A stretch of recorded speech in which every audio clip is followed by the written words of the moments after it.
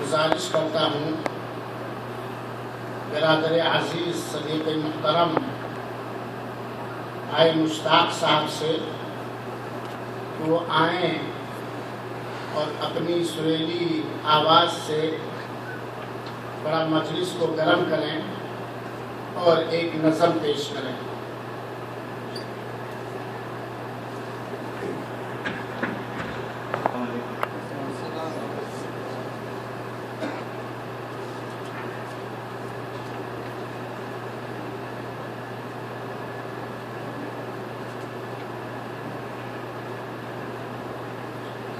یا رب تیری قدرت کی،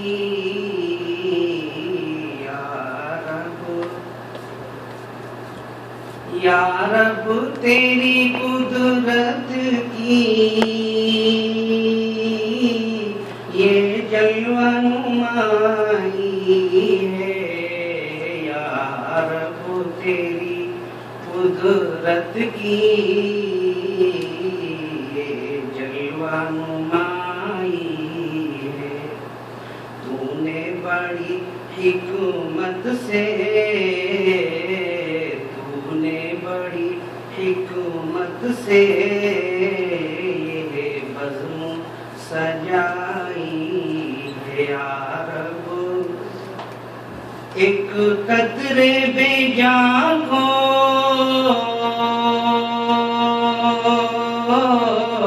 دے کر کے ہنسی پہ کر، کیا خوب مصور نے، مصور نے تصویر بنائی ہے، یا رب سورج کے اجالوں سے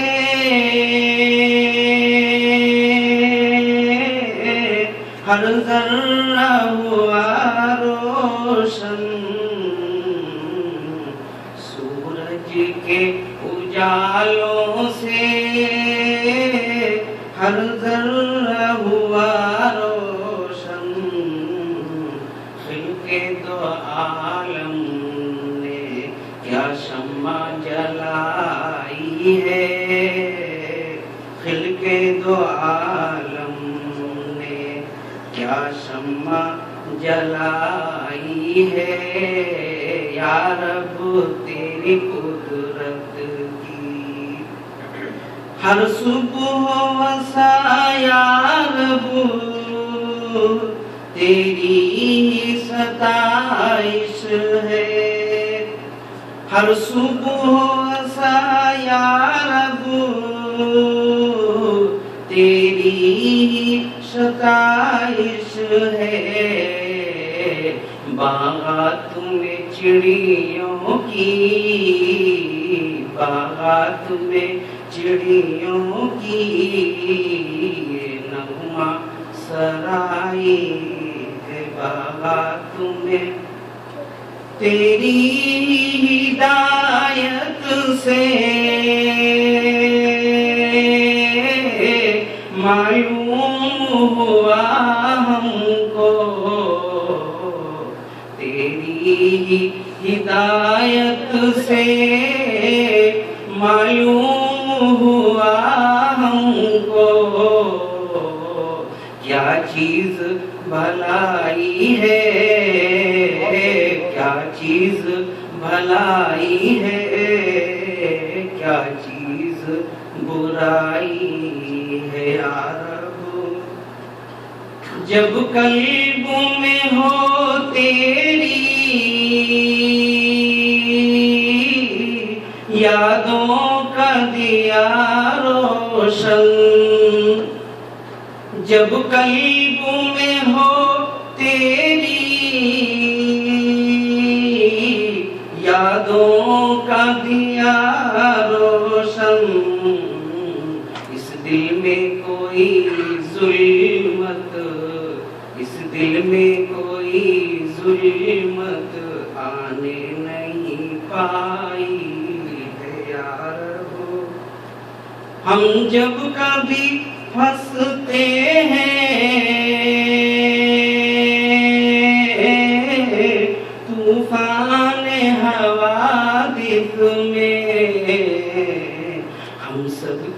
زبان پر،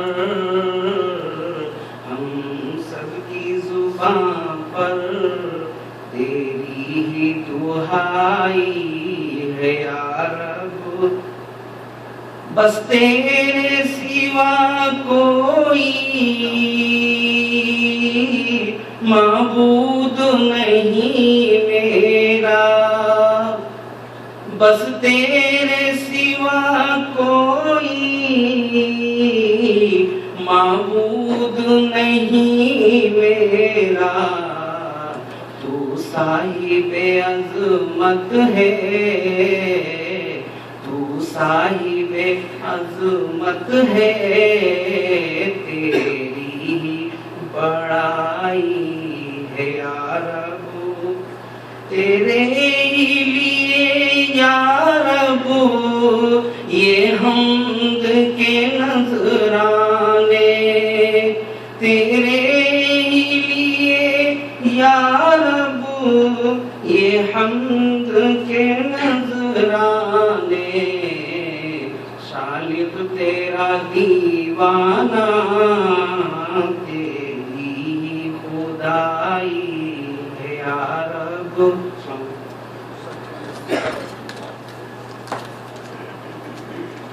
السلام علیکم ورحمۃ اللہ وبرکاتہ۔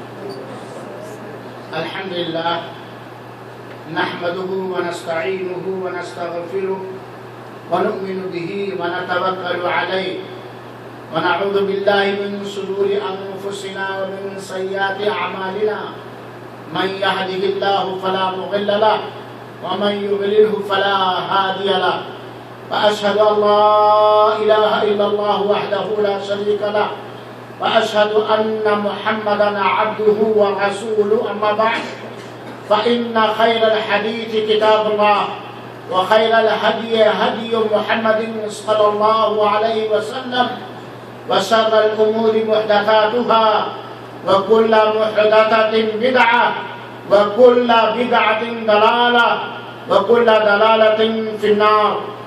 أعوذ بالله السميع العليم من الشيطان الرجيم، بسم الله الرحمن الرحيم، وأن هذا صراطي مستقيما فاتبعوه ولا تتبعوا السبل فتفرق بكم عن سبيله، ذلكم وصاكم به لعلكم تتقون۔ حاضرین کرام، نوجوانان ملت،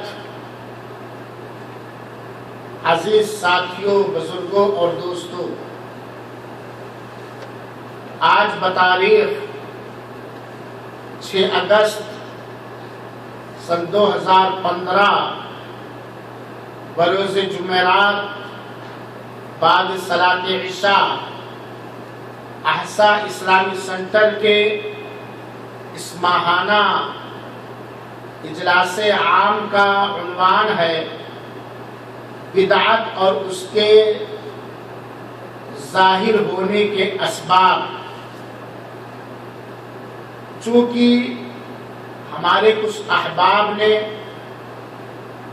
مجھے حکم دیا یا مشورہ دیا کہ اس موضوع پر عوام کے سامنے کچھ اہم باتیں رکھی جائیں، اور ان کی فرمائش کی تکمیل میں اللہ رب العالمین سے توفیق و مدد چاہتے ہوئے یہ موضوع لے کر حاضر خدمت ہوں۔ اللہ رب العالمین سے دعا ہے کہ رب العالمین اپنی قدرت کاملہ سے، اپنی رحمت سے، اپنی مہربانی سے ہمیں موضوع کی وضاحت کرنے اور ہم سب کو سمجھنے، غور کرنے، سننے اور عمل کرنے کی توفیق عطا فرمائے، آمین۔ دراصل دیکھا جائے یہ موضوع بہت اہم ہے اور بہت ہی لمبا موضوع ہے، کیونکہ اس کے اندر بہت ساری باتیں ہیں، لیکن نہایت اختصار کے ساتھ میں صرف بدعت کیا ہے، بدعت کی تعریف کیا ہے، اور سلف صالحین کا بدعت کے سلسلے میں طریقہ کیا رہا ہے، اور بدعتیں کب سے ایجاد ہونا شروع ہوئی ہیں اور کس جگہ سے ایجاد ہونا شروع ہوئی ہیں، اور پھر انشاءاللہ العزیز بدعت کے رائج ہونے، پھیلنے، پنپنے یا بدعتوں کے پیدا ہونے کے اسباب اور علل اور وجوہات کیا ہیں، اور اگر وقت رہا تو آخر میں چند بدعتوں کا بھی ذکر کرنا مناسب ہوگا۔ تو آئیے سب سے پہلے ہم یہ جانیں اور سمجھیں کہ بدعت کسے کہتے ہیں، بدعت کا معنی اور مفہوم کیا ہے۔ عربی زبان کے حساب سے جس کو کہا جاتا ہے لغوی اعتبار سے بدعت، یہ بدع سے لیا گیا ہے، یا عربی زبان کے حساب سے بدعت کا لغوی معنی بتلایا جا رہا ہے۔ لغوی اعتبار سے بدعت کہتے ہیں پچھلے بنا کسی نمونہ اور مثال اور اگزامپل کے کسی چیز کو ایجاد کر لینا، کسی چیز کو بنا لینا۔ جیسے پہلے موبائل نہیں تھا، اس کا کوئی اگزامپل یا اس کا کوئی نمونہ نہیں تھا، تو جب سب سے پہلے موبائل بن کر کے آئی تو لغوی اعتبار سے، معنی کے اعتبار سے اسے بدعت کہا جا سکتا ہے۔ تو بدعت کا عربی زبان کے حساب سے لغوی اعتبار سے بدعت کا مفہوم اور معنی یہ ہے کہ پچھلے بنا کسی نمونہ، اگزامپل اور مثال کے کوئی نئی چیز بنا لینا، کوئی نئی چیز ایجاد کر لینا، کوئی نئی چیز گڑھ لینا۔ اسی لیے اللہ تعالیٰ نے سورہ بقرہ کے اندر فرمایا ہے بدیع السماوات والارض، اللہ تعالیٰ آسمانوں کو اور زمینوں کو از سر نو پیدا کرنے والا ہے، بنانے والا ہے۔ آسمان کا پہلا کوئی اداہرن نہیں تھا، کوئی نمونہ نہیں تھا، کوئی سانچہ نہیں تھا، کوئی اگزامپل نہیں تھا۔ بنا کسی پچھلے نمونہ کے، بنا کسی مثال کے اللہ تعالیٰ نے آسمان کو بنایا اور اللہ تعالیٰ نے زمین کو بنایا۔ اسی لیے اللہ تعالیٰ نے کہا بدیع السماوات والارض۔ اور بدعت کے لغوی معنی کو سمجھانے کے لیے اللہ رب العالمین کا یہ فرمان ہم سنیں۔ اللہ تعالیٰ کہتا ہے، اپنے نبی سے کہلواتا ہے، کہہ دیجئے قل ما کنت بدعا من الرسل، میں کوئی انوکھا رسول نہیں ہوں، میں کوئی انوکھا رسول نہیں ہوں، یعنی ایسا نہیں ہے کہ مجھ سے پہلے کوئی رسول آیا ہی نہیں ہے۔ مجھ سے پہلے بہت سارے رسول آ چکے ہیں، ایسا نہیں کہ میں پہلے آ گیا ہوں۔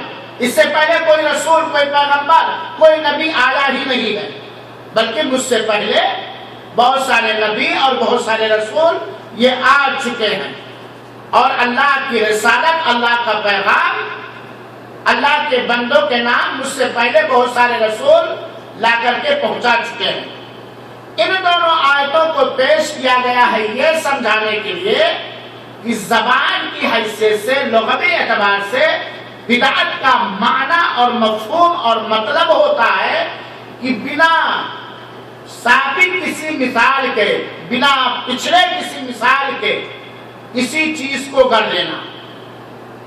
اور یہ سمجھنا بہت ضروری ہے، بدعت کا لغوی معنی اور بدعت کا شرعی معنی سمجھنا بہت ضروری ہے، کیونکہ بدعتی جماعتیں बिदाती हजरात कम पढ़े लिखे लोगों को इसी माने को इस्तेमाल करके बेवकूफ बना देते हैं। अब आइए सुना जाए कि बिदअत का शरई मफहूम क्या है। शरीयत के अंदर, दीन के अंदर बिदअत किसे कहते हैं।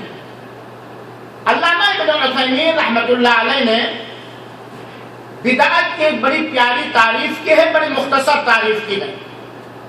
अत्तअब्बुदु लिल्लाहि बिमा लम यशरअहु अल्लाह, ये बिदअत की शरई तारीफ है जिससे अल्लाह ताला के रसूल अकरम सल्लल्लाहु अलैहि वसल्लम ने रोका है।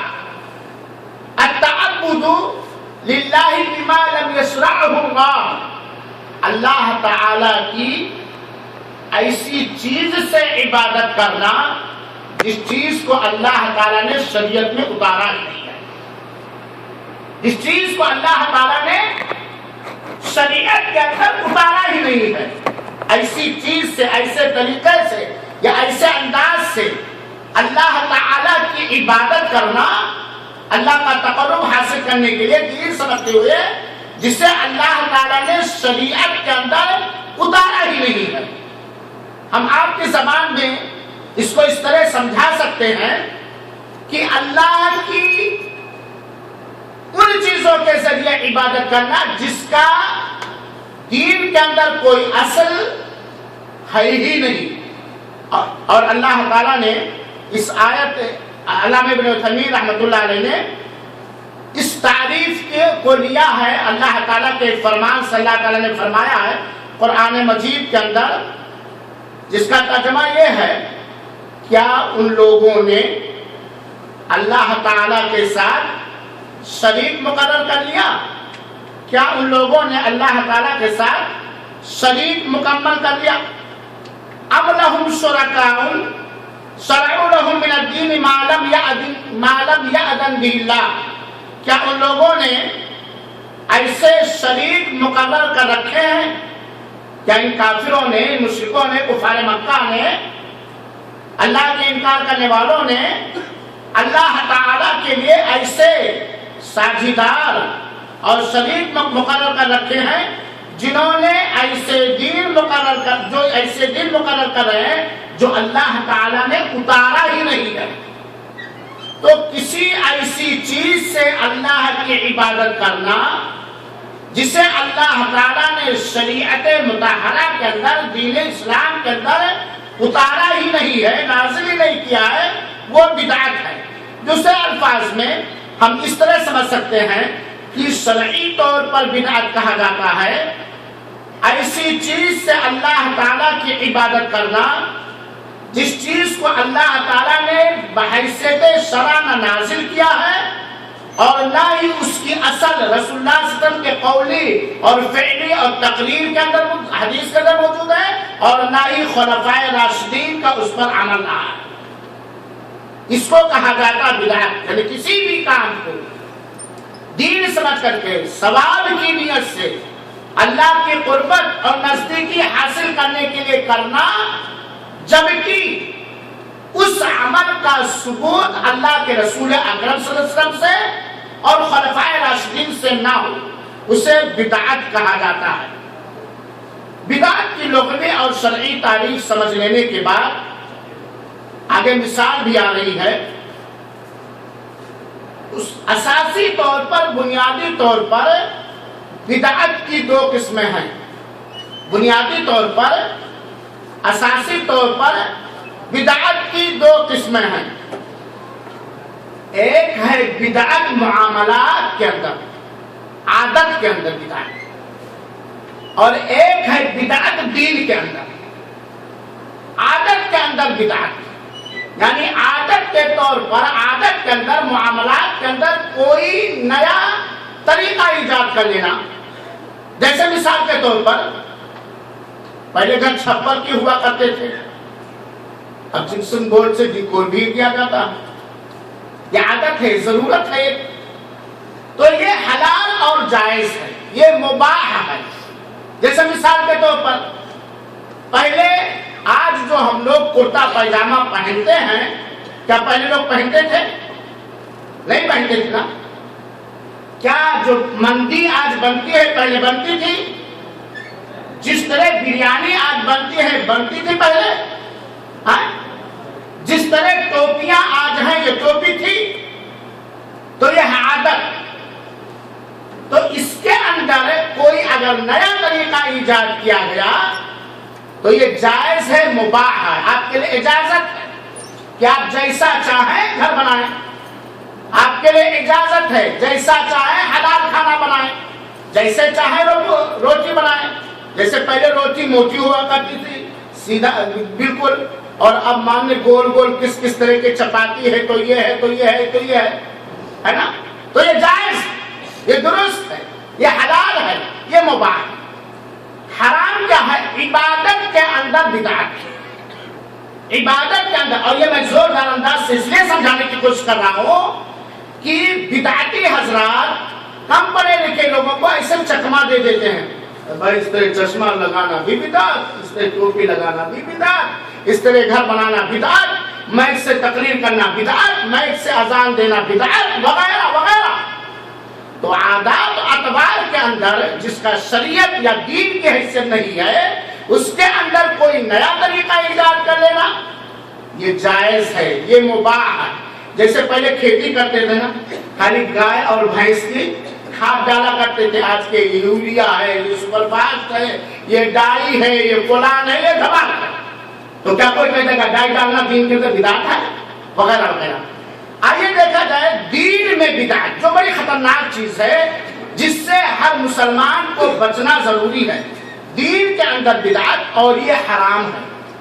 دین کے اندر کوئی بھی نیا طریقہ ایجاد کرنا، کوئی بھی نئی عبادت ایجاد کرنا، کسی بھی عبادت کا کوئی نیا انداز اختیار کرنا، کسی بھی عبادت کو کسی وقت کے ساتھ خاص کرنا، یہ حرام اور ناجائز ہے جب تک کہ اللہ کے رسول سے اس کا پروف اور ثبوت نہ مل جائے.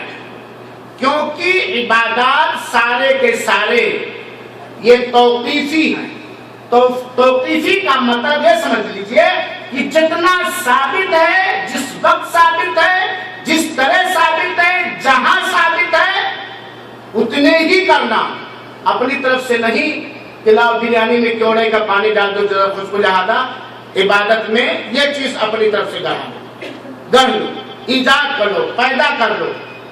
تو عبادت میں بدعت ایجاد کرنا، بدعت اپنانا یہ حرام ہے، ناجائز ہے. کہیں یہ گناہ کا کام ہے، کہیں یہ شرک کا چور دروازہ ہے، اور کہیں یہ بندے کو بدعتی کو کفر اور شرک تک پہنچا دیتا ہے اور جہنم میں لے جا کر ٹھوس دیتا ہے ہر حیثیت مختلف انداز سے. اور اللہ کے رسول اکرم صلی اللہ علیہ وسلم نے ہمیں اس سے منع فرمایا ہے. بدعت حرام اور ناجائز ہے. کیوں؟ اس لیے کہ اللہ تعالی نے جس ذات گرامی کو رسول اللہ صلی اللہ علیہ وسلم بنا کر کے بھیجا ان پر اللہ تعالیٰ نے اپنے دین اسلام کو کامل اور مکمل کر دیا، بالکل مکمل کر دیا. اب اس میں کسی قسم کے زیادتی یا کمی کرنے کی کوئی گنجائش ہے ہی نہیں. اور ایک کسوٹی سن لیجئے، اللہ کے رسول اکرم صلی اللہ علیہ وسلم نے فرمایا ہے یہی کسوٹی ہے سنت اور بدعت کی جاننے کے لیے. اللہ کے رسول اکرم صلی اللہ علیہ وسلم نے فرمایا من احدث فی امرنا ھذا ما لیس منہ فہو رد. جس نے ہمارے اس دین کے اندر، کون سا دین؟ دین اسلام کے اندر، وہ دین اسلام جسے اللہ رب العالمین نے اپنی مخلوقات پر ترس کھاتے ہوئے، رحم کرتے ہوئے ان کے فلاح اور بہبودی کے لیے جو دین اسلام اتارا ہے اللہ کے رسول اکرم صلی اللہ علیہ وسلم پر، اللہ کے رسول اکرم صلی اللہ علیہ وسلم پر اتارے گئے دین اسلام کے اندر کسی نے کوئی بھی چیز اپنی طرف سے گڑھ لیا، پیدا کر لیا، ایجاد کر لیا تو وہ رد کر دینے کے لائق ہے. وہ چیز بھی رد کر دینے کے لائق ہے، وہ شخص بھی مردود ہے. جو بدعت خود بدعت مردود ہے اور بدعتی بھی مردود ہے. اللہ تعالی ہمیں مردود لوگوں میں سے نہ بنائے، مقبول لوگوں میں سے بنائے۔ یہ کسوٹی ہے۔ مثال کے طور پر اگر کوئی عالم کہتا ہے کہ میچ سے تقریر کرنا ثواب کا کام ہے، دین کا اس میں اجر ہے، اس میں یہ فضیلت ہے، یہ ہے، تو ہم کہیں گے، ہم دیکھیں گے اس کی یہ بات، اس کی کوئی اصلیت ہے کہ نہیں ہے، اللہ کے رسول سے ثابت ہے کہ نہیں ہے، خلفائے راشدین سے ثابت ہے کہ نہیں۔ اگر ٹھوس اور مضبوط اور صحیح سندوں سے اس کا ثبوت مل جائے تو اس عالم کی بات مانی جائے گی، ورنہ کہا جائے گا اس نے ایک نئی کتاب، اس نے ایک نئی چیز پیدا کر دیا۔ اسی طرح اللہ کے رسول اکرم نے فرمایا من عامل عملاً، عملاً یہ عربی گرامر کے حساب سے نکرا، جس نے کوئی بھی کام کیا، کوئی بھی کام دین سمجھ کر کے، عبادت سمجھ کر کے، اسلام کا حصہ سمجھ کر کے، جس نے کوئی بھی کام کیا، لیس علیہ امرنا، جس کے کرنے کے سلسلے میں میری طرف سے کوئی اجازت نہیں ہے، جس نے کوئی بھی کام کیا، جس کام کے کرنے کے بابت اور جس کام کے کرنے کے سلسلے میں ہماری طرف سے کوئی اجازت نہیں ہے، فَهُوَ رَدٌّ، تو وہ کام بھی مردود ہے، اور ایسا کام ایجاد کرنے والا بھی دھتکارا ہوا، پھٹکارا ہوا، ملعون اور مردود ہے میرے بھائی۔ چنانچہ ان دونوں حدیثوں سے یہ بات واضح ہو گئی کہ عبادات کے اندر، عقائد کے اندر اگر کوئی بدعت ایجاد کی گئی ہے تو وہ حرام ہے، ناجائز ہے، اور وہ رد کر دینے کے لائق ہے، ٹھکرا دینے کے لائق ہے اس بدعت کو اور اس بدعت کے ایجاد کرنے والوں کو بھی۔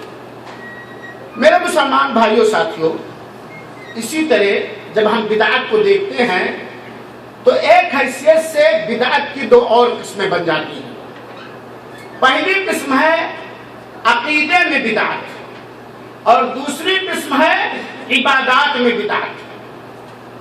دو چیزیں ہیں نا، عقائد اور عبادات، عقائد میں بدعت اور عبادات میں بدعت، اور دونوں بدعتیں مردود اور حرام اور ناجائز ہیں، کیونکہ چاہے وہ عقائد کا مسئلہ ہو، اور چاہے وہ احکام و مسائل کا مسئلہ ہو، اور چاہے وہ اللہ سے تقرب اور قربت حاصل کرنے کا معاملہ ہو، اور چاہے وہ عبادات کا معاملہ ہو، اللہ کے رسول اکرم صلی اللہ علیہ وسلم نے ہمیں جہاں کسوٹی دیا ہے حق اور ناحق کو سمجھنے کے لیے، سنت اور بدعت کو جاننے کے لیے، ہدایت اور گمراہی کے درمیان فرق کرنے کے لیے، وہی اللہ کے رسول کا آرڈر بھی ہے، وصیت بھی ہے اور حکم بھی ہے۔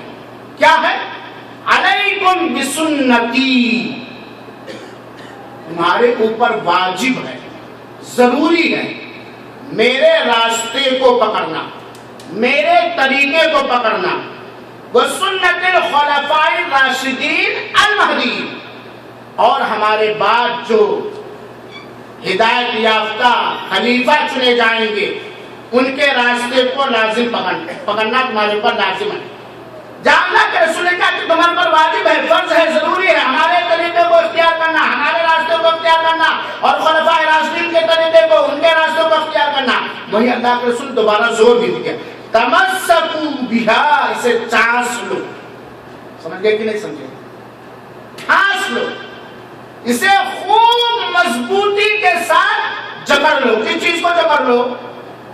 اللہ کے رسول کے طریقے کو، اللہ کے رسول کے حکم کو، اللہ کے رسول کے تقریرات کو، اللہ کے رسول اکرم کے عمل کو، اور خلفائے راشدین کے عمل۔ تمسکوا بہا، اس کو خوب طاقت لگا کے مضبوطی سے تھام لو، وعضوا علیہا، اور اس کو داڑھ کے دانت سے خوب مضبوطی سے پکڑ لو، وَإِيَّاكُمْ مُحْدَثَاتِ الْأُمُورِ، خبردار، ہوشیار رہنا، دور رہنا، بچے رہنا، دین کے اندر اپنی طرف سے منمانی کوئی چیز کرنے سے۔ یہ اللہ کے رسول اکرم صلی اللہ علیہ وسلم کی وصیت ہے سارے عقائد کے اندر اور سارے عبادات کے اندر۔ تو عبادات میں اور عقائد میں، دونوں میں جو بھی کوئی نئی چیز جس پر اللہ کی شریعت میں ثبوت نہ ہو، یہ گڑھنا ایجاد کرنا یہ گمراہی ہے۔ عقائد کے اندر بھی بہت سارے بدعات پائے جاتے ہیں، تفصیل میں نہ جاتے ہوئے اشارہ کرا، جیسے قدریہ کا عقیدہ، مرجیہ کا عقیدہ، جہمیہ کا عقیدہ، اشاعرہ کا عقیدہ، شیعوں کا عقیدہ، باطنی فرقوں کا عقیدہ، ناصبیوں کا عقیدہ، بریلیوں کا عقیدہ وغیرہ وغیرہ۔ ان کے عقیدے میں بھی بدعت اور ایسی بدعتیں ہیں کہ ان بدعتوں کی بنیاد پر ان کے اوپر کفر کا بھی فتویٰ علماء کرام نے لگایا ہے کہ جن کا یہ عقیدہ، مثال کے طور پر اگر کوئی شخص تقدیر کا انکار کر دے، قرآن سے اور سنت رسول سے تقدیر پر ایمان لانا فرض اور واجب ہی نہیں بلکہ ایمان کا ایک رکن ہے بات نہیں۔ اب اگر کوئی شخص ایک بدعت ایجاد کر لے اس مسئلے میں اور وہ تقدیر کا انکار کرے، تقدیر کے انکار کرنے کی بدعت، وہ کافر ہو جائے گا کہ نہیں کافر ہو جائے گا؟ وہ کافر ہو جائے گا کہ نہیں کافر ہو جائے گا وغیرہ وغیرہ۔ میرے مسلمان بھائیوں اور ساتھیوں، بدعت کی کئی طریقے ہیں، بدعت ایجاد کرنے کے کئی طریقے ہیں اور اس کی کئی اگزامپل اور مثال ہے۔ عبادت، اصل عبادت میں بدعت ایجاد کرنا، اصل عبادت میں بدعت ایجاد کرنا جو کہ شریعت سے ثابت نہ ہو، اصل عبادت میں کوئی بدعت ایجاد کرنا جس بدعت کا ثبوت شریعت سے نہ ہو۔ جیسے مثال کے طور پر آدمی کوئی ایسی نماز ایجاد کر لے جس نماز کا ثبوت شریعت مطہرہ کے اندر نہیں، جس نماز کا ثبوت شریعت مطہرہ کے اندر نہیں، تو بدعت ہوگی کہ نہیں؟ اگر کوئی ایسی نماز آدمی نے گڑھ لیا، پیدا کر لیا کسی بھی کیٹیگری پر، کسی بھی مزاج سے، جس نماز کا ثبوت شریعت کے اندر نہیں ہے، سنت رسول کے اندر نہیں ہے، سنت خلفائے راشدین کے اندر نہیں ہے، وہ نماز بدعت ہوگی کہ نہیں؟ کوئی مثال دے سکتے ہیں؟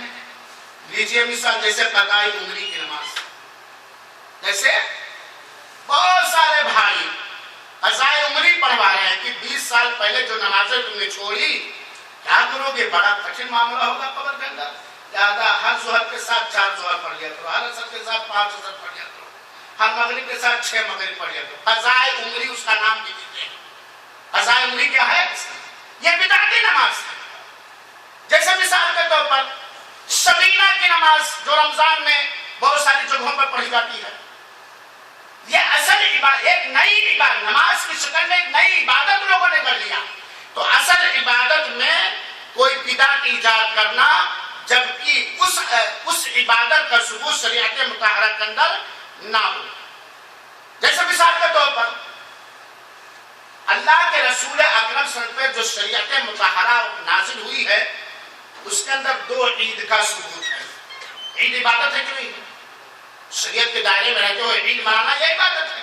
2 عبادت کا ثبوت ہے، دو عید کا ثبوت ہے۔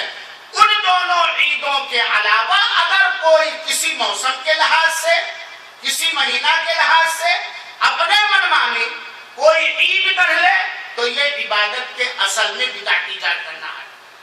کبھی کبھی بدعت لوگ ایجاد کرتے ہیں ان عبادتوں میں جو عبادت شریعت سے ثابت ہے، وہ عبادت شریعت مطہرہ سے، سنت رسول سے ثابت ہے، لیکن اس عبادت میں زیادہ کر دیتے اپنی طرف سے، یعنی ایسی عبادت جو شریعت سے ثابت ہو اس میں اپنی طرف سے کچھ بڑھا کر کے بدعت ایجاد کرنا، یہ بھی بدعت ہے۔ جیسے مثال کے طور پر ظہر کی کتنی رکعت فرض ہے؟ 4۔ اب کوئی 5 رکعت پڑھنے لگے، دیکھنے میں نماز ہے، دیکھنے میں اللہ کے تقرب حاصل کرنے کا ایک بہترین ذریعہ ہے، تو وہ 5ویں رکعت جو اس نے بڑھایا، نماز ظہر کی نماز ثابت ہے، شریعت سے ثابت ہے، اب اس کے اندر اس نے کیا زیادہ کیا؟ 1 رکعت، تو بدعت ہو جائے گی کہ نہیں ہو جائے گی؟ وہ پوری نماز مردود ہو جائے گی اور ایسا کرنے والا بھی مردود ہو جائے گا۔ بسا اوقات لوگ بدعت ایجاد کرتے ہیں عبادت کی ادائیگی کے کیفیت میں، عبادت کی ادائیگی کے کیفیت میں بدعت ایجاد کرنا، جبکہ وہ کیفیت شریعت سے ثابت ہو۔ عبادت کی ادائیگی میں کوئی ایسی کیفیت گڑھ لینا، طریقہ گڑھ لینا جو طریقہ شریعت سے ثابت نہ ہو، یہ بھی بدعت ہے۔ جیسے مثال کے طور پر نبی کریم صلی اللہ علیہ وآلہ وسلم پر درود پڑھنا عبادت ہے کہ نہیں ہے؟ اللہ کی قربت حاصل کرنے کا ایک ذریعہ ہے کہ نہیں ہے؟ رحمت حاصل کرنے کا ایک ذریعہ ہے کہ نہیں ہے؟ پریشانیوں کا دور کرنے کا ایک ذریعہ ہے کہ نہیں ہے؟ ہے کہ نہیں؟ اب اس کی کیفیت میں لوگ گڑھ لیں اپنی طرف سے کہ جب بھی اذان دیں گے یا نماز کے بعد سارے کے سارے کھڑے ہو کر کے نبی کریم صلی اللہ علیہ وسلم پر درود بھیجیں گے۔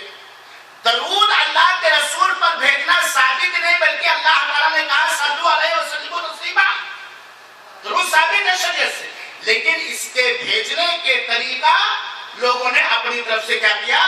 گڑھ لیا، تو یہ بھی ناجائز اور حرام ہے۔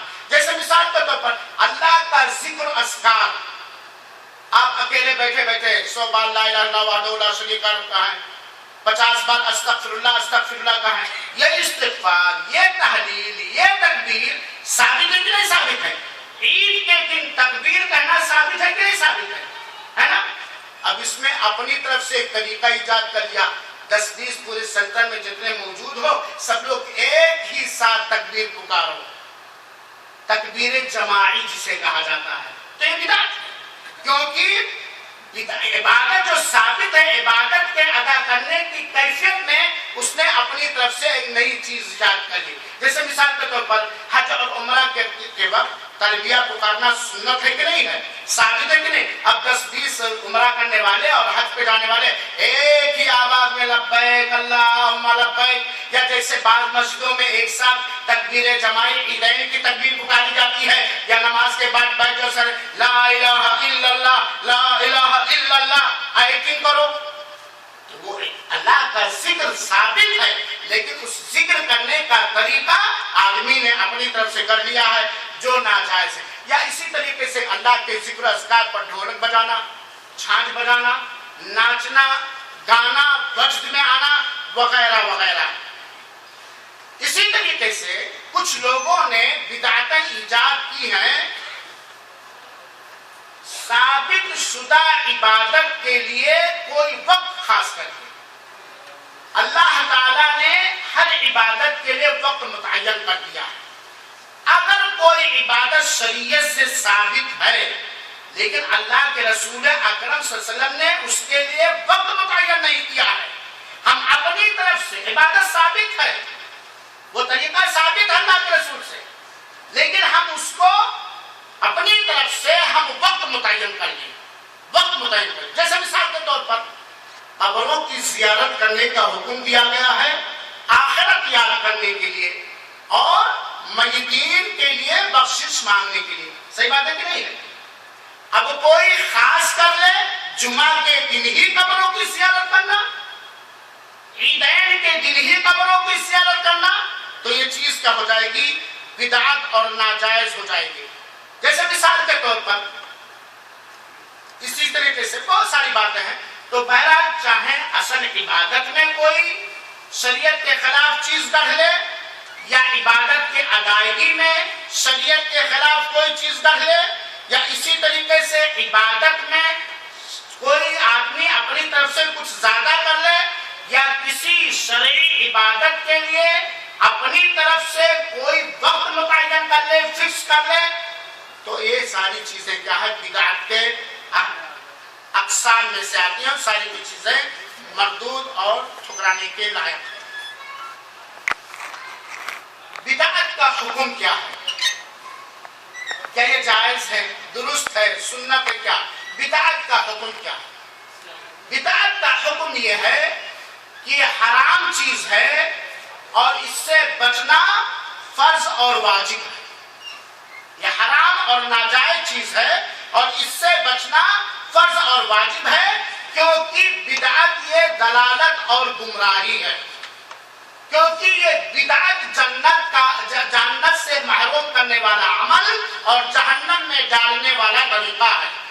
کیونکہ یہ بدعت مسلمانوں کے درمیان پھوٹ پیدا کرنے کے لیے بہترین ذریعہ ہے، کیونکہ یہ بدعت غیر مسلموں کی مشابہت اختیار کرنے کا بہترین گولڈن چانس ہے۔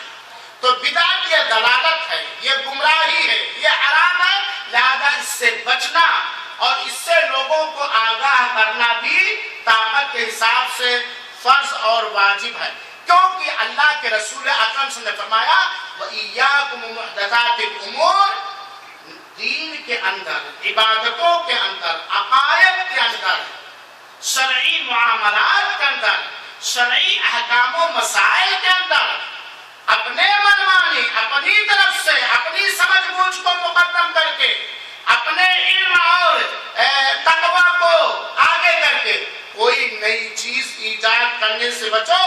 کیوں؟ فَإِنَّ كُلَّ مُحْدَثَةٍ بِدْعَةٌ، کیونکہ دین کے اندر ہر نئی ایجاد کی ہوئی چیز بدعت ہے، اور ہر بدعت گمراہی ہے، اور ہر گمراہی کا ٹھکانہ جہنم ہے۔ اور اس سے پہلے جو حدیثیں میں آپ کو سنا چکا ہوں، من عمل عملا لیس علیہ امرنا فہو رد، اور اسی طرح سے دوسری حدیث بھی۔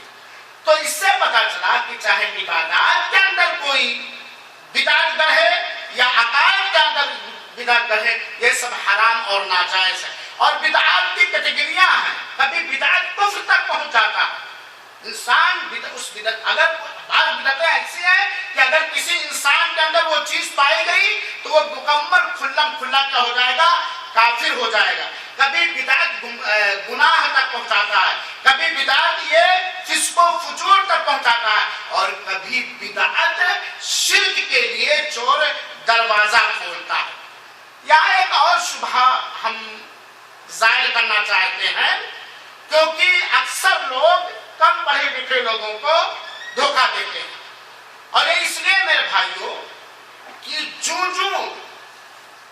لوگ خلفائے راشدین کے زمانے سے، خیر القرون کے دور سے، اللہ کے رسول اکرم صلی اللہ علیہ وسلم کے زمانے سے جو لوگ دور ہوتے جا رہے ہیں، نئی بدعتیں ایجاد ہیں۔ جو بدعتیں 10 سال پہلے نہیں تھی وہ آج ہیں۔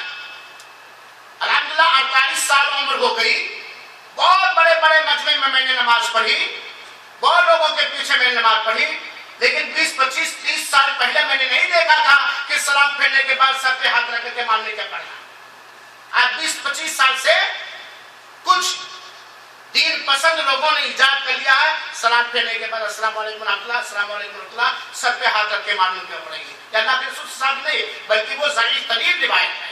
تو چونکہ جو قرون مفضلہ سے لوگ دور ہوتے جا رہے ہیں، عہد رسول سے لوگ دور ہو رہے ہیں، عہد خلفائے راشدین سے لوگ دور ہو رہے ہیں، ڈیلی کوئی نہ کوئی نئی بدعت، آپ جس صوبے میں چلے جاؤ اس صوبے کی ایک الگ بدعت پائیں گے، ڈیلی کوئی نہ کوئی نئی بدعت ایجاد کرتے چلے جا رہے ہیں، اور عوام کو دھوکہ دیتے ہیں کہ بدعت کی 2 قسمیں ہیں، ایک اچھی بدعت، ایک بری بدعت، ایک کہتے ہیں ایک بدعت حسنہ اور ایک بدعت سیئہ، اچھی بدعت اور بری بدعت۔ اس کی مثال ایسے دیا جائے، اچھا پاخانہ، برا پاخانہ، برا نہ لگے،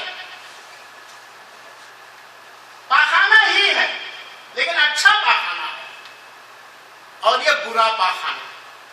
کچھ لوگ کہتے ہیں بدعت حسنہ اور بدعت کی 2 قسمیں کرتے ہیں، بدعت حسنہ اور بدعت سیئہ، اچھی بدعت اور بری بدعت۔ اچھی بدعت کرنا جائز ہے اور بری بدعت کرنا ناجائز ہے۔ آئیے آپ کو میں نے ابھی حدیث کا ایک ٹکڑا پڑھ کے سنایا ہے، کیا بدعت کی 2 قسمیں ہیں، ایک بدعت حسنہ اور ایک بدعت سیئہ، کیسے پتہ چلے، کیسے معلوم ہو کہ یہ تقسیم بدعت کی درست ہے، صحیح ہے، کیسے پتہ چلے؟ کسوٹی ہے ہمارے پاس۔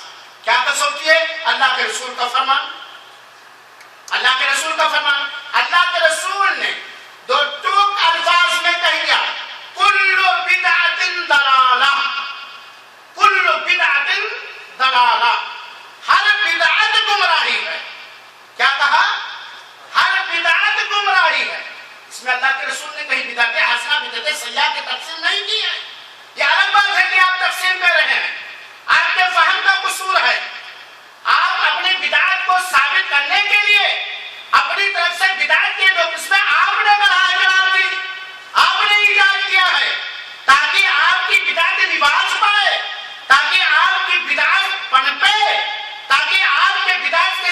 गुमराही फैले, ताकि आपके बिदात के जरिए आपकी आमदनियों पर फर्क ना आने पाए, इसलिए आपने बनाया। हम जिस रसूल आकरम सल्लल्लाहु अलैहि वसल्लम पर ईमान रखते हैं और जिस रसूल आकरम सल्लल्लाहु अलैहि वसल्लम के दीन के पैरोकार हैं, हमारे आका ने, हमारे मुस्तफा ने, हमारे रसूल हाशमी ने एक दो अल्फाज में फरमा दिया है, और उनका ये कहना तुम्हारी बात से सही ज्यादा हिदायत का जरिया है। कुल्लु मुहदथतिन बिदअह, कुल माने क्या होता भाई? हाँ, उसमें कहीं है गुंजाइश कुछ निकालने की? हाँ, पूरा का पूरा खाना ले आओ, अभी खाना मिलेगा ना इंशाअल्लाह अज़ीज, अल्लाह ताला उसे हम लोगों के लिए सेहत का जरिया बनाए। पूरी का पूरा सेहन उठा लाओ। क्या मतलब? थोड़ा सा चुटके वो खानसामा लोग जो खाना बनाते हैं चुटके से चुरा लेते हैं, वैसे थोड़ा चुरा लो। कुल का मतलब क्या है? बिदअत की तकसीम करने वालों, बिदअत हसना, बिदअत सया, कुल्लु मुहदथतिन, दीन के अंदर हर नई इजाद की हुई चीज क्या है? बिदअत है। चुनाचे अगर आपको कोई धोखा दे, आपको कोई बेवकूफ बनाए, अरे भाई तुम लोग तो सारी चीजों को बिदअत कहते हो, एक बिदअत बुरी बिदअत है, एक बिदअत अच्छी बिदअत है, तो कह दो जनाब जी अल्लाह के रसूल ने हर उस चीज को गुमराही कहा जिसे बिदअत कहा जाए, जिसका सुबह जो साबित हो जाए कि ये बिदअत है, जो साबित हो जाए कि ये बिदअत है, वो बिदअत क्या है? गुमराही है। दरअसल ये तकसीम आई कहां से? मैंने शुरू में बताया है कि बिदअत का एक माना और मफहूम है जबान की हैसियत से, लुगत की हैसियत से, और बिदअत का एक माना मफहूम है शरई एतबार से, शरीयत के एतबार से। हज़रत उमर रज़ी अल्लाह ताला अन्हु के एक बात से लोग बिदअत की तकसीम करते हैं, बिदअत हसना, बिदअत से। जब तरावीह की नमाज हज़रत उमर के जमाने में बाजमात सहाबे किराम पढ़ने लगे, तो हज़रत उमर ने कहा निअमतिल बिदअतु हादिही, ये कितनी अच्छी बिदअत है, निअमतिल बिदअतु हादिही, ये कितनी अच्छी बिदअत है। तो कहते हज़रत उमर ने कहा है बिदअत को अच्छा, बिदअत हसना कहा। मैंने शुरू तकरीर ही में समझा कि बिदअत का एक लुग़वी माना होता है, आदात के अंदर, मुआमलात के अंदर कोई नई चीज कर लेना। दूसरी बात यह है कि मेरे भाइयों साथियों, हज़रत उमर ने तरावीह की नमाज ईजाद किया था, इससे पहले नहीं थी वो, बोलो, इससे पहले नहीं थी, उसकी कोई असलियत नहीं थी, अल्लाह के रसूल से कहीं भी उसका कोई सुबूत नहीं मिला था। मिला था कि नहीं मिला था? पूछो इन लोगों से। ये तो तरावीह की नमाज का असर मौजूद है कि नहीं है? अल्लाह के रसूल ने पढ़ा है कि नहीं पढ़ा है? चलो, जमात का भी सबूत है कि नहीं है? अल्लाह के रसूल से जमात के साथ तरावीह पढ़ने का असर मौजूद है कि नहीं है? नहीं जानते तो सुन लो, हज़रत उमर के इस फरमान को समझो।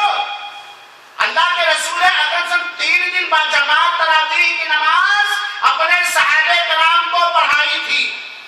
चुनाचे तरावीह पढ़ना भी अल्लाह के रसूल से साबित है, और जमात के साथ तरावीह पढ़ना अल्लाह के रसूल से साबित है कि नहीं? असर मौजूद है कि नहीं है? अल्लाह के रसूल अकरम सल्लल्लाहु अलैहि वसल्लम ने चौथे दिन जमात से नमाज इस खतरे से तरावीह की जमात से इस खतरे से नहीं पढ़ाया कि सहाबे किराम का ये शौक, ये बलबला, ये जज्बा तरावीह की नमाज से, तहज्जुद की नमाज से, इस तरह की मोहब्बत, कहीं ऐसा ना हो अल्लाह ताला इनके ऊपर फर्ज और वाजिब कर दे इशा की नमाज करें, तो एक तरह से इनके लिए शाक और मुश्किल होने लगे। इस डर से अल्लाह के रसूल ने चौथे दिन जमात की नमाज से नहीं पढ़ी। जब ये खतरा खत्म हो गया, कैसे खत्म हो गया खतरा? कैसे खत्म हुआ? क्योंकि वही का सिलसिला बंद हो गया। अब तो शरीयत मुकम्मल हो चुकी है अल्लाह के रसूल के ऊपर। अब तो ये नहीं हो सकता है कि अल्लाह के रसूल नहीं है तो अब जो है तहज्जुद की नमाज या फिर तरावीह की नमाज फिर से वाजिब हो जाए। तो अल्लाह के रसूल अकरम की सुन्नत पर अमल करते हुए हज़रत उमर रज़ी अल्लाह ताला अन्हु ने सहाबे किराम को जमात के साथ तरावीह की नमाज पढ़ाई। आपने जितना मेरा बयान सुना अभी, क्या आप कह सकते हैं कि हज़रत उमर ने दीन के अंदर एक नई चीज इजाद की थी? या हज़रत عمر نے ایک چیز کو ترتیب دیا تھا جو چیز اللہ کے رسول سے ثابت تھی. تراویح کی نماز بھی پڑھنا اللہ کے رسول سے ثابت تھی اور تراویح کی نماز باجماعت 3 دن پڑھنا ثابت ہے. دوسری بات اللہ کے رسول اکرم صلی اللہ علیہ وسلم نے چوتھے دن یہ نہیں کہا یہ نماز کینسل ہو گئی یا جماعت کے ساتھ تراویح پڑھنا کینسل ہو گیا منسوخ ہو گیا. اللہ کے رسول نے کہا جاؤ تم لوگ پڑھ لو جاؤ تم لوگ پڑھ لو. اور صحابہ کرام پڑھتے تھے. حضرت عمر رضی اللہ عنہ نے بعد میں اس جماعت کو پھر سے زندہ کیا. تو یہ ہے حضرت عمر کے اس فرمان کا مطلب کہ نعمت البدعۃ هذه یہ جو طریقہ جس کی اصل پہلے سے موجود ہے جس کی مثال پہلے سے موجود ہے اب یہ طریقہ کتنا بہتر ہے. یہ نہیں کہ کوئی نئی چیز حضرت عمر رضی اللہ تعالیٰ عنہ نے کر لیا تھا. چنانچہ بدعت کی تقسیم کرنا کہ بدعت حسنہ اور بدعت سیئہ یہ ثابت نہیں ہے اور یہ درست نہیں ہے بلکہ یہ منمانی اپنی طرف سے ایک تعبیر ہے. ایسے کچھ لوگ دھوکہ دیتے ہیں کہ بھائی تم لوگ ہر وقت یہ کام بدعت تو ذرا بتلاؤ یہ قرآن کو ایک مصحف میں جمع کرنا یہ بدعت نہیں ہے؟ حدیث کو اکٹھا لکھنا بخاری کے نام سے مسلم کے نام سے یا فلاں نام سے یہ بدعت نہیں ہے؟ اللہ کے رسول کے زمانے کی بخاری لاؤ اللہ کے رسول کے زمانے میں کوئی اکٹھا قرآن لاؤ. یہ دھوکہ دیتے چکما دیتے جس کو کہا جاتا چکما. میرے بھائیوں ساتھیوں میں نے بتلایا کہ اگر کسی بھی عمل کا اصل اللہ کے رسول سے موجود ہے چاہے وہ بعد میں عمل کی گئی ہو تو وہ شریعت سے ثابت ہے. اللہ کے رسول اکرم صلی اللہ علیہ وسلم کے زمانے میں بھی صحابہ کرام قرآن کو حسب ضرورت لکھا کرتے تھے.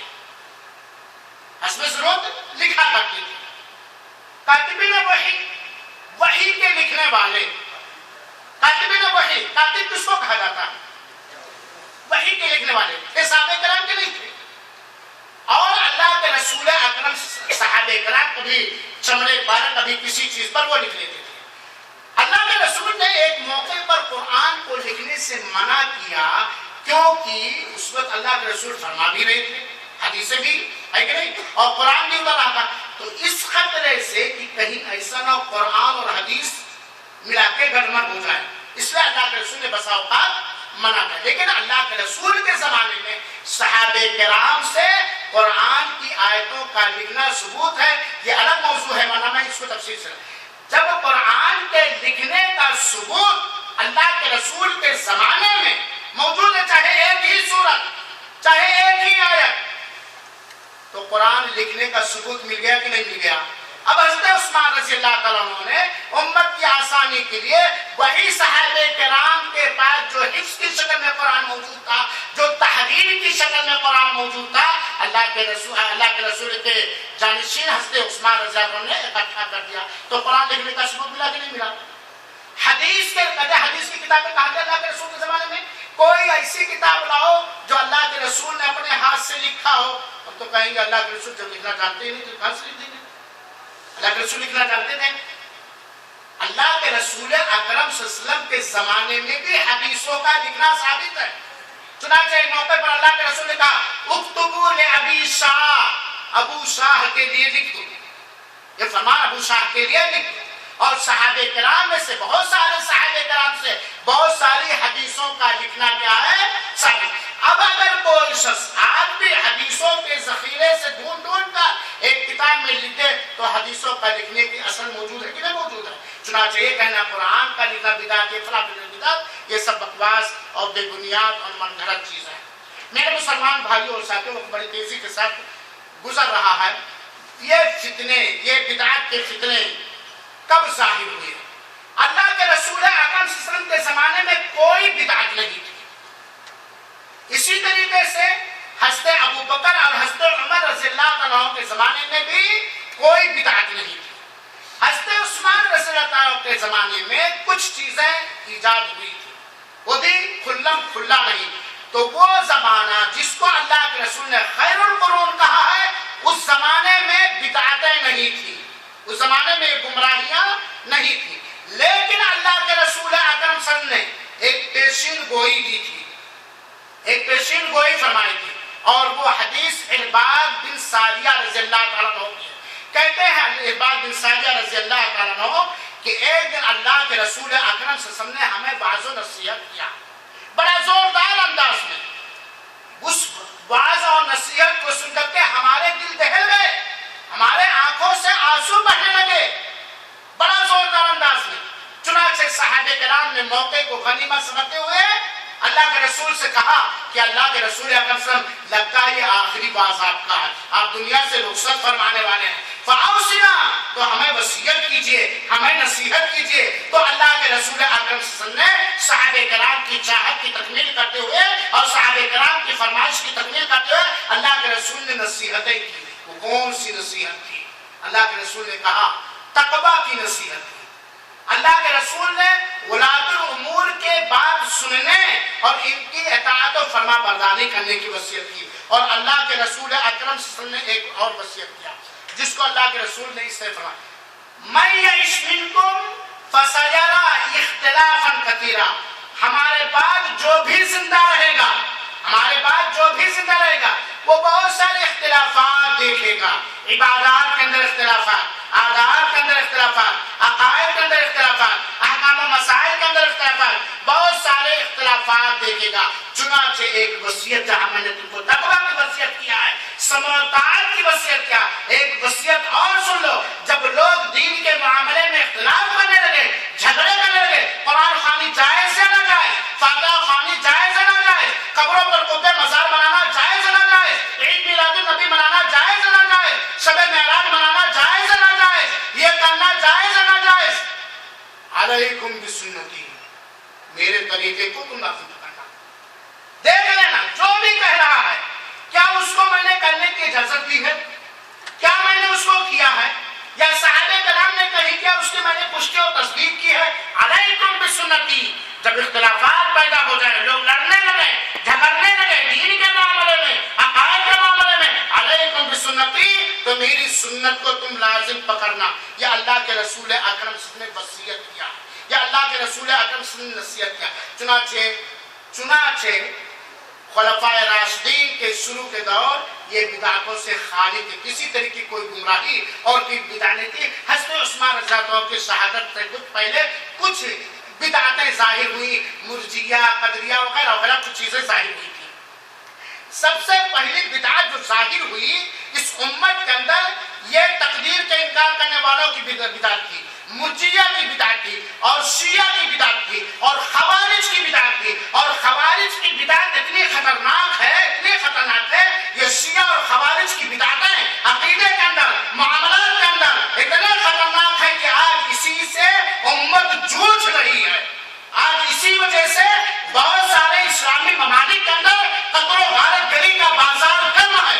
آج اسی وجہ سے سنی مسلمانوں کو, قرآن و حدیث پر چلنے والوں کو اسی ٹولے کے لوگ قتل عام کرنے کی کوشش کریں کہ ملکوں کو ہڑپ کرنے کی کوشش کر رہے ہیں. چنانچہ یمن کے اندر کیا ہو رہا ہے, لیبیا کے اندر کیا ہوا, اور شام کے اندر کیا ہو رہا, وغیرہ وغیرہ. یہ خوارج کی بدعت, یہ شیعہ کی بدعت, یہ قدریہ کی بدعت, یہ مرجیہ کی بدعت, یہ جہمیہ کی بدعت, یہ دوسری صدی ہجری میں ظاہر ہوئی.